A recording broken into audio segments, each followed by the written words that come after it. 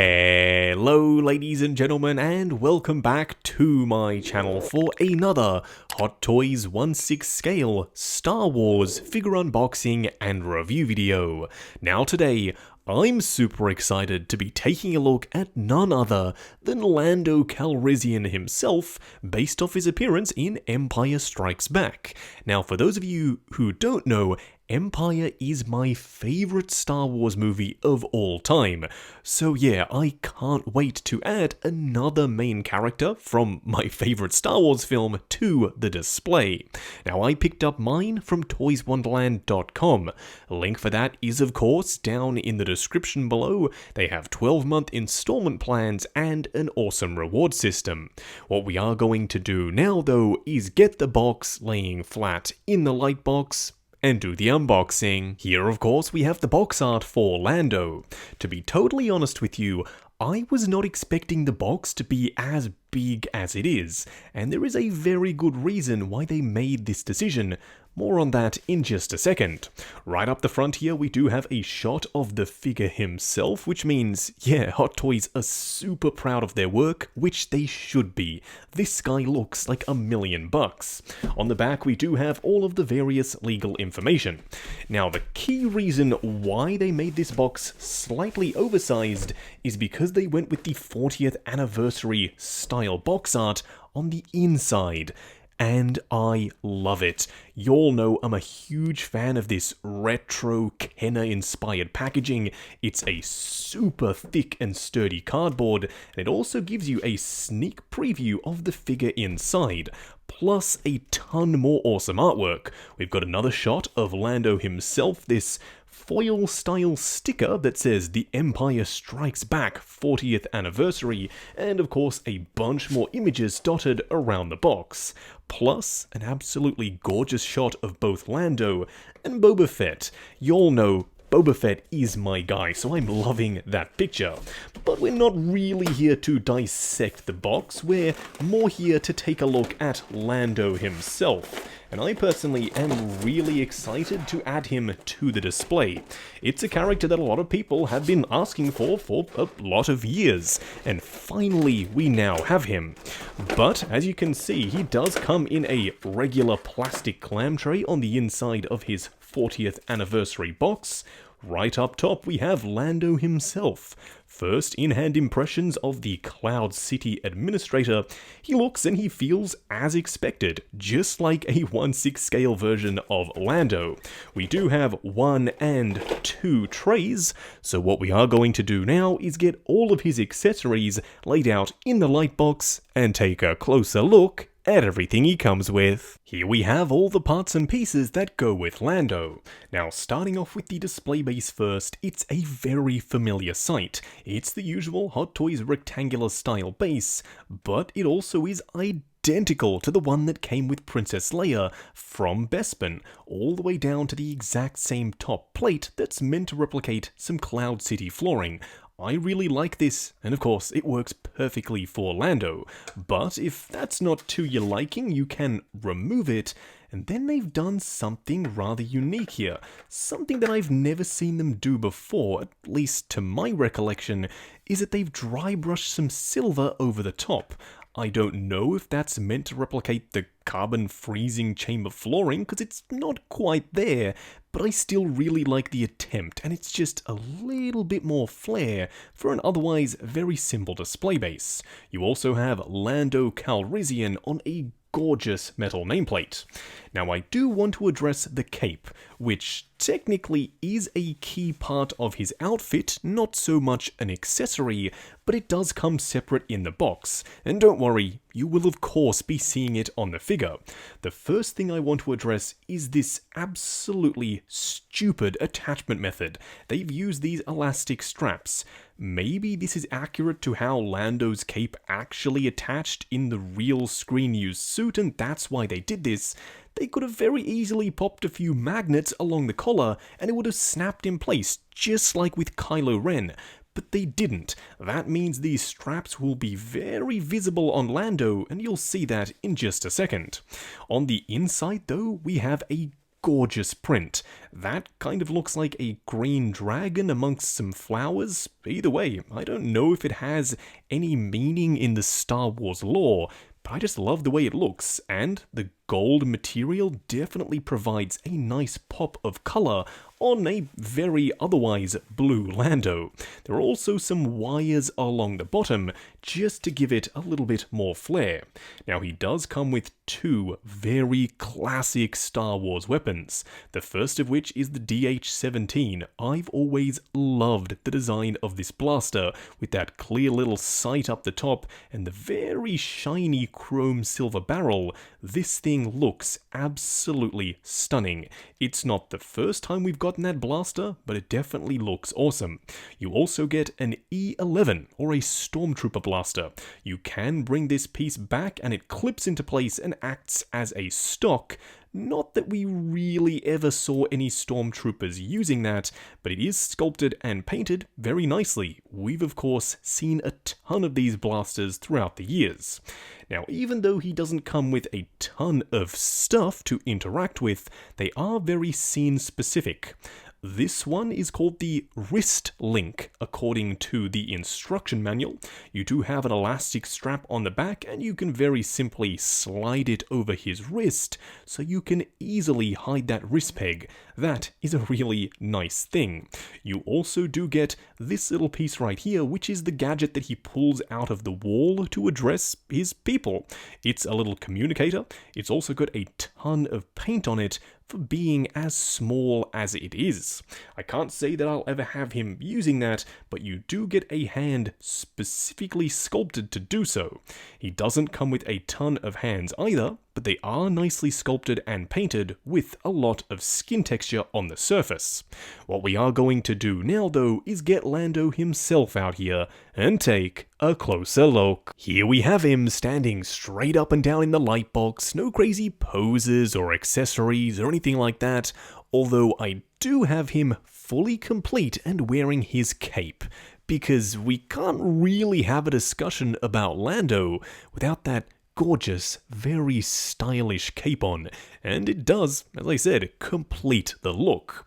Now, to be totally honest, I didn't really know what to expect because sometimes Hot Toys absolutely wows us with the promo pics, and then when we get it in hand, it doesn't look quite as good.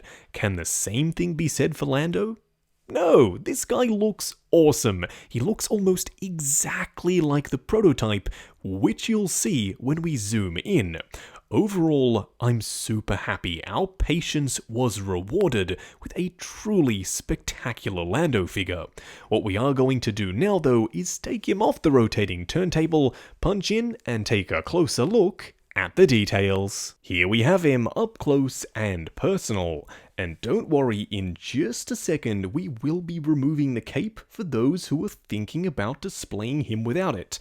I think it's a big part of his look, so I personally will definitely be going for him wearing it in the display, but I'm pretty sure there will be some who opt not to use it. But I do want to address the head sculpt first, because it is glorious. That absolutely, undeniably is a younger Billy D. Williams. I love the subtle smirk, the skin texture, the paint applications. Hot Toys, y'all have knocked it way out of the park here.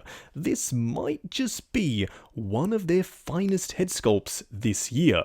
Do let me know what you think of it down in the comments below. And then of course he does have these long, luscious, flowing locks also sculpted and painted perfectly. So yeah, I'm super impressed with the head sculpt. Something that I'm not necessarily as impressed with is the cape. Now, we did discuss it earlier in the accessory segment, and I already told you I wasn't a huge fan of these elastic straps. And I'm still not. They're very clearly visible, especially if you get a little bit more crazy with the posing of the cape, and then the collar up the top does like to flare out a little bit too much for me personally. I've actually installed some double-sided tape on the inside just to tame it down, and even that isn't doing the job, so you will have to find a better way to get it to sit down and behave, because otherwise it's going to flare out and look all kinds of goofy. Now, some people have said that there's a little bit too much sky blue going on, because the cape matches the shirt, and yeah, I understand that, there is a lot of the same color, but if you flare out the cape and reveal that gorgeous inner lining that we spoke about earlier, I think that breaks it up just enough for it to still look visually interesting on the shelf. You just have to make sure that you don't reveal too much. I'm specifically, of course, talking about those annoying elastic straps. Now, coming down to the belt, there is actually a ton of texture on the surface.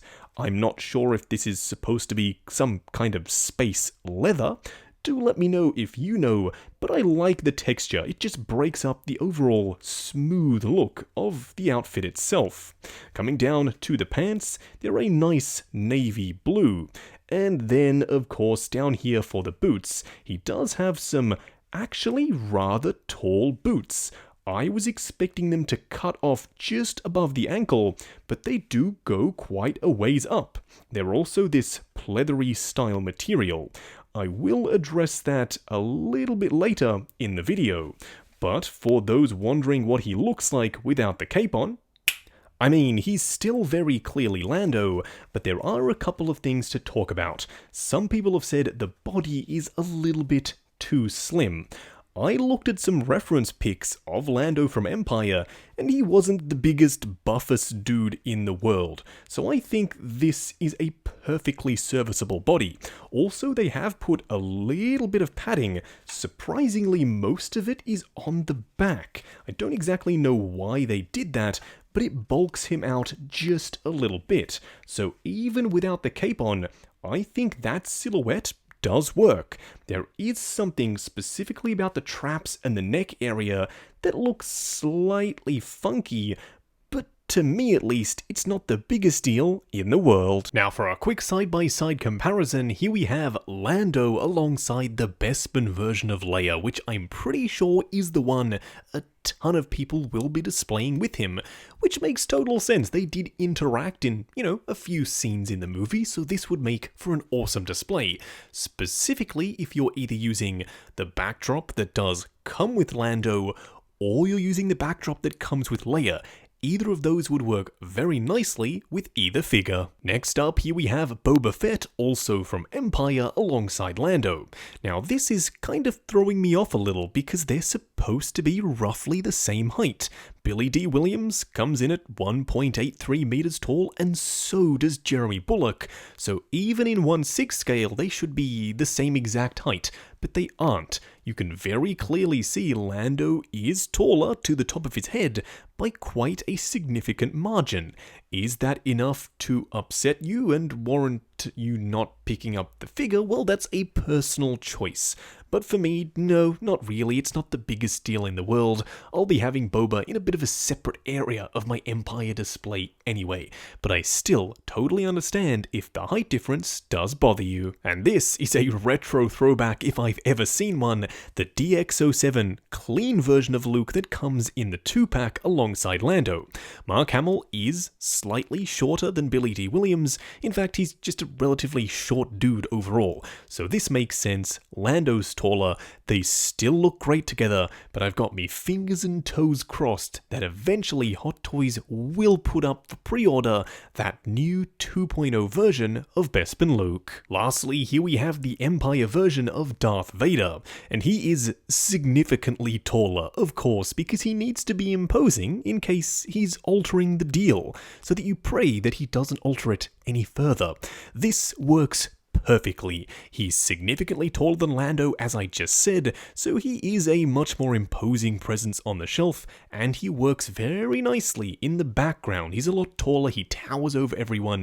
You can pop Lando, Leia, and fingers crossed, hopefully one day a Bespin Han in the foreground, and it will set off the display very nicely. Just going over articulation. Now I have taken the cape off just so we can see the joints a little bit better. Also, bear in mind that this is my personal copy of Lando, so I'm going to be a little bit more careful. I'm sure when you get yours in hand, you can push the joints slightly further than I'm willing to go. Now, starting off with the head sculpt, it is on a fixed neck. That means there's a ball joint at the base, so you get a significant range going forward and back, swivel and pivot side to side. The arms will go up the full way, they will go forward and back on soft ratchets, butterfly joint at the shoulder, swivel at the bicep, a double bend at the elbow that gets you way past 90, and a regular 1/6 scale wrist peg. The torso does crunch forward and back, largely unimpeded. There is a little bit of padding, but it's not the biggest deal in the world. You still get a fairly decent range of motion in pretty much all directions. The legs, however, are slightly more hindered, going forward 2 there, going out 2 there, swivel at the upper thigh where most of the padding actually is, a double bend that goes way past 90 at the knee, and of course a ball joint down here for the ankle. Just going over the 3 cool and 3 annoying things with Lando. The first annoying thing is the cape attachment method. I thought, along with many other content creators, that there were some magnets in the front that held the cape on, but unfortunately that's not the case. You have to thread his arms through these elastic pieces, and then it kind of sits on the shoulders, but with the way the collar works, it always flares out and looks a little bit goofy. So I think if they just incorporated a few magnets into the design of this cape, it would have been all the better for it. The second annoying thing, and by no means is it the biggest deal in the world, but it's definitely something some people have pointed out. This figure was very clearly designed with the cape in mind, because he has almost no traps and shoulders. It's pretty much completely flat, so it makes it look like he has a rather long neck. Now, I personally can get around that. You can pose it away in the right pose, it's totally a non-issue, but it's definitely something to be aware of. The third annoying thing are the boots. They look fantastic and they're perfect for Lando. I mean, they're super classy, but they are still the long pleather boots. There was absolutely no reason for Hot Toys to do this. They could have cut them off and done a split cut boot design, and they would have worked perfectly fine and also allowed for even more range of motion.